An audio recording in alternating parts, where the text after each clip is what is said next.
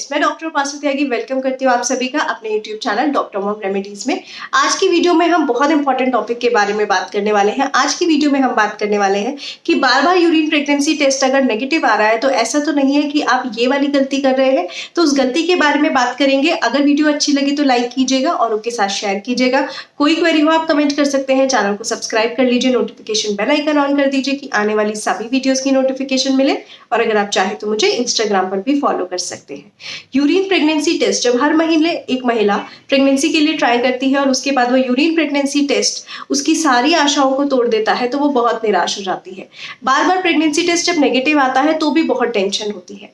पर कभी कभी एक ऐसी मिस्टेक है जो हम करते हैं जिसकी वजह से वो यूरिन प्रेगनेंसी टेस्ट हमारा गलत आ सकता है। और वो जो मेन इंपॉर्टेंट मिस्टेक है वो ये है कि जब हम यूरिन प्रेगनेंसी टेस्ट की बल्क में किट्स ले आते हैं, हम एक साथ जाते हैं, बहुत सारी किट्स खरीद के ले आते हैं, हम उन किट्स को ऐसे ही डाल देते हैं और उन्हें यूज करने लग जाते हैं।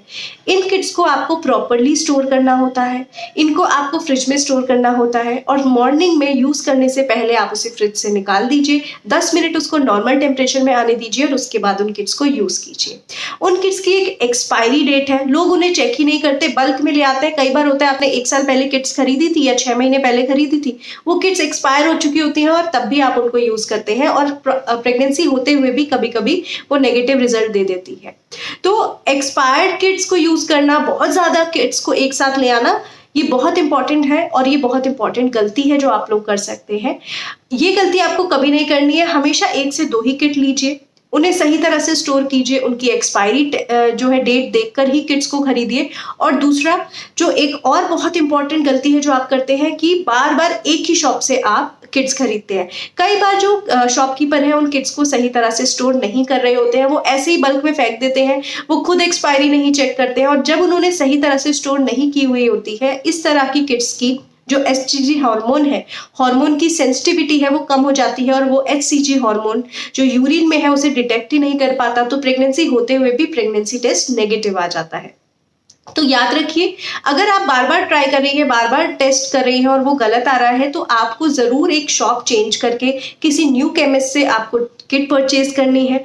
बहुत बल्क में नहीं परचेज करनी है। आपने इस चीज का भी ध्यान रखना है कि क्या वो जो केमिस्ट है वो सही तरह से किट को स्टोर करते हैं या नहीं करते हैं। एक आइडियल टेम्परेचर पे उस किट को स्टोर करना होता है, तभी उसकी हार्मोन के प्रति जो सेंसिटिविटी है वो बनी रहती है, नहीं तो वो यूरिन में जो हार्मोन है, प्रेगनेंसी हार्मोन है, उसको डिटेक्ट ही नहीं कर पाता है।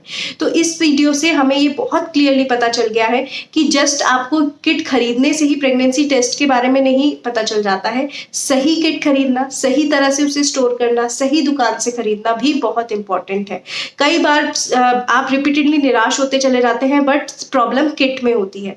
तो जो ये किट्स हैं ये बहुत एक्यूरेट रिजल्ट्स देती हैं, लेकिन अगर इन किट्स को सही तरह से हैंडल नहीं किया जाए तो प्रेगनेंसी पॉजिटिव होते हुए भी ये नेगेटिव रिजल्ट दे सकती है। इसके ऊपर मेरा डिटेल वीडियो भी है जिसमें हमने बहुत सारे ऐसे कारणों के बारे में बात किया है, लेकिन ये जो वीडियो है स्पेसिफिकली उस एक गलती के बारे में है जो गलत तरह से किट को खरीदने, एक्सपायरी किट खरीदने या उसे सही तरह से हैंडल या स्टोर ना करने की वजह से है।